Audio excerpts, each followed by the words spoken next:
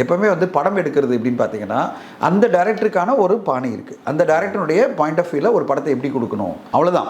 அவர் வந்து அஜித் சாருடைய ஒரு ஃபேன் பாயா இந்த படத்தை வந்து கொண்டாட்டமாக ஒரு படம் கொடுக்கணும். அஜித் சார் எல்லாரும் செலிப்ரேட் பண்ணோம். அதாவது ஒரு ஃப்ரேம் பை ஃப்ரேம், ஒரு scene by scene Ajith sir வந்து எரக்ட் ஆகிட்டே இருக்கணும், ஃபேன்ஸ் எல்லாம் செலிப்ரேட் பண்ணணும், கடைசி வரையும் அஜித் சார் வந்து கொண்டாடிட்டு இருக்கணும் அப்படின்ற ஒரு ஐடியாவில் தான் அந்த படத்தை எடுத்தார். அதில் அவர் சக்ஸஸ் ஆயிருக்கார். அவ்வளோதான். அவர் வந்து நான் வந்து ஒரு டெப்த்தாக ஒரு விடாமச்சு மாதிரி ஒரு கதை கொடுக்குறேன், இல்லை நான் வந்து நேர்கொண்ட பாரு மாதிரி ஒரு டீட்டெயில்டான ஒரு கதையை சொல்கிறேன் அப்படிலாம் சொல்ல. இன்ஃபேக்ட் பார்த்தீங்கன்னா இந்த கதையில் அதுக்கான ஸ்கோப் இருந்திருக்கு, ஃபுல் ஸ்கோப் இருக்குது. ஏன்னா கதை வந்து ஒரு சீரியஸான கதை.